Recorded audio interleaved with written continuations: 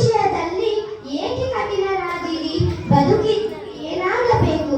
ಯಾರಿಗಾಗಿ ಬದುಕಬೇಕು? ಭೂಮಿಯ ಮಗಳಾಗಿ ಹುಟ್ಟಿದರು, ಜನಕನ ಮಗಳಾಗಿ ಬೆಳೆದರು, ಶ್ರೀರಾಮನ ಕೈ ಹಿಡಿದರು. ಈಗ ನನಗಿರುವುದು ಒಂದೇ ದಾರಿ, ಅದು ಎಂದರೆ ಅಗ್ನಿ ಪ್ರವೇಶ. ರಾಮ ರಾಮ ರಾಮ ರಾಮ ರಾಮ ಜಯ ರಾಮ ರಾಮ ರಾಮ ರಾಮ ರಾಮ ರಾಮ ರಾಮ ರಾಮ ರಾಮ ರಾಮ ಜಯ ರಾಮ ರಾಮ ರಾಮ ರಾಮ ರಾಮ ದಶರಥ ನಂದನ ರಾಮ. ಜೈ ಶ್ರೀರಾಮ್, ಜೈ ಜೈ ಶ್ರೀರಾಮ್. ಎಲ್ಲರಿಗೂ ವಂದನೆಗಳು.